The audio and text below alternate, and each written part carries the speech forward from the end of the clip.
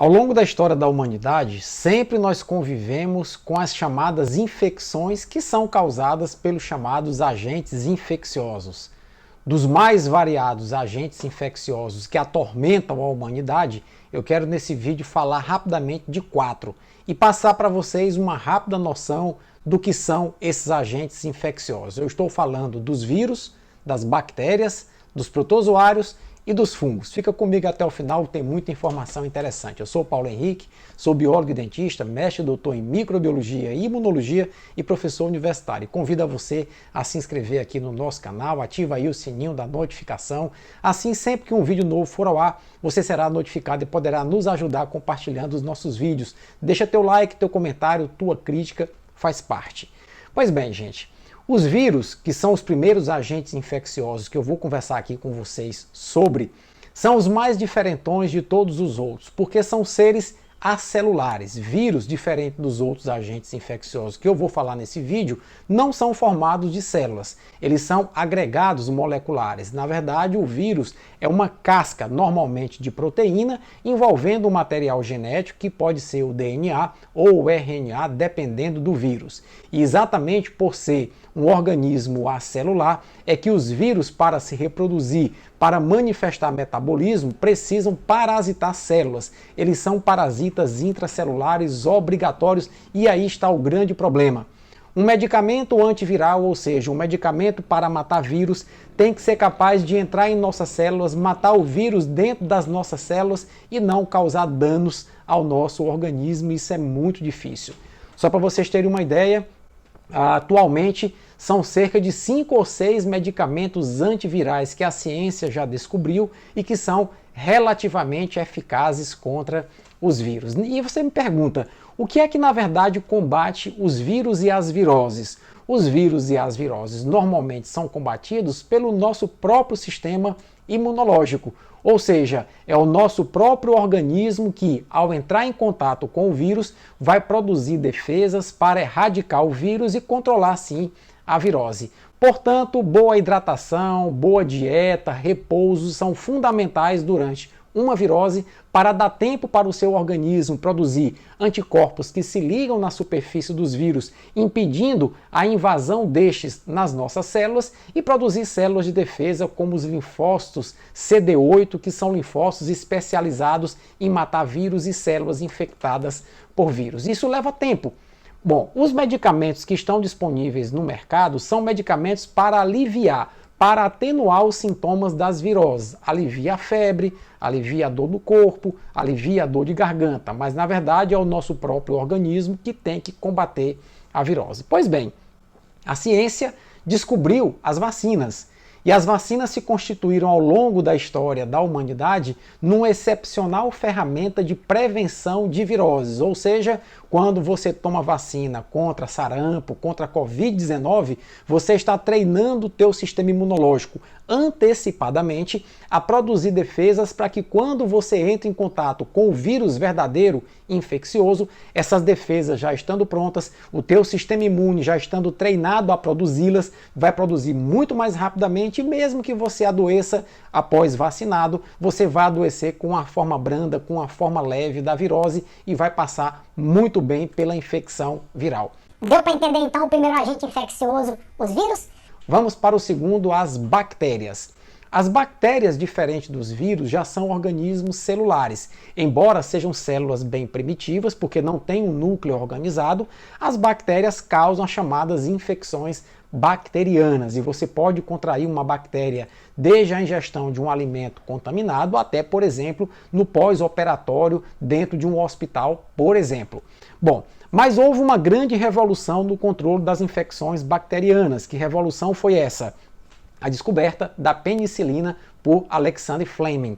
A partir daí se descobriu que substâncias produzidas na natureza poderiam atuar como antibióticos, ou seja, substâncias que matam bactérias. E aí descobriu-se uma gama muito grande de antibióticos importantes no controle de várias doenças que no passado mataram bastante, como por exemplo a peste negra, como por exemplo a tuberculose, que são infecções bacterianas. Entretanto, a humanidade, utilizando antibióticos de forma indiscriminada, de forma inadequada, foi progressivamente produzindo superbactérias por seleção artificial, ou seja, quando você toma antibiótico no horário inadequado, na dose inadequada e num período inadequado, você faz a seleção de linhagens resistentes de bactérias e a próxima geração virá resistente, infelizmente, a esses antibióticos. Portanto, antibióticos só com prescrição médica, tomando na hora certa, na dose certa e pelo período adequado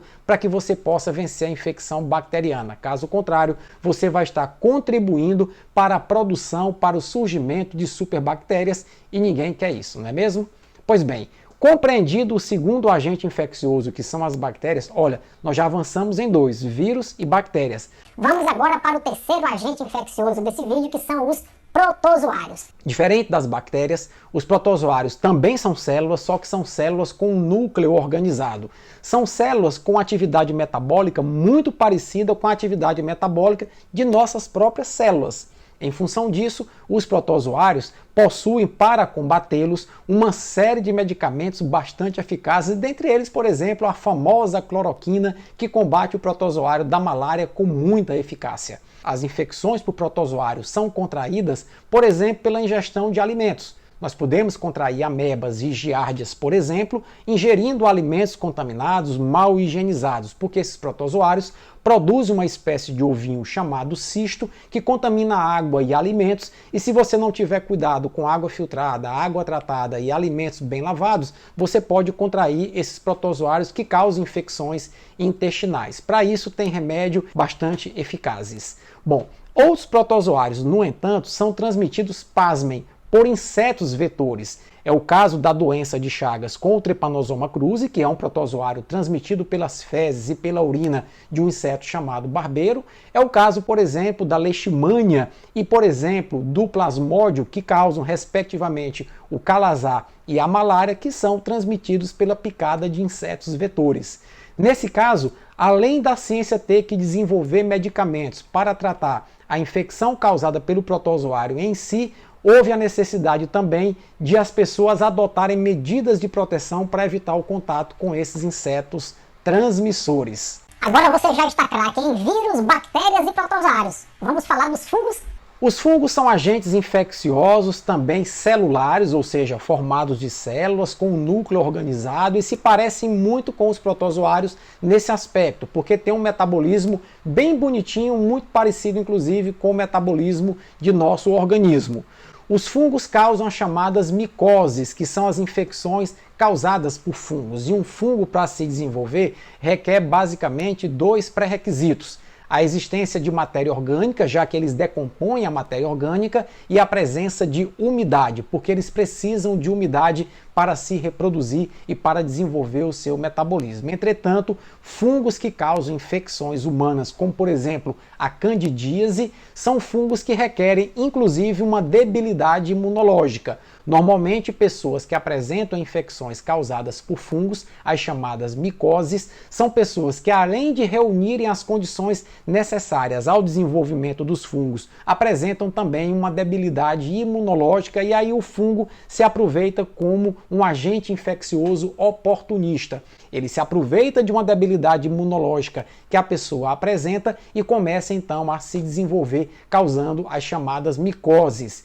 Existem micoses muito sérias que podem levar à morte, mas a exemplo de bactérias, a exemplo de protozoários, para os fungos também existem medicamentos chamados antimicóticos, que são muito importantes no controle da proliferação desses agentes infecciosos. Viram só como foi legal o vídeo? Agora que você conhece as infecções causadas por vírus, bactérias, protozoários e fungos, fica mais fácil compreender a dinâmica que essas doenças apresentam e a importância de você sempre procurar um médico quando manifestar sinais e sintomas relacionados a qualquer qualquer uma dessas infecções. É sempre com orientação médica, prescrição médica, que você vai conseguir vencer essas infecções e, em alguns casos, até prevenir por meio das vacinas. Se você gostou desse vídeo, deixa teu comentário, dá uma curtida, compartilha esse vídeo para ele ganhar engajamento aqui dentro do YouTube. Um forte abraço e até a próxima.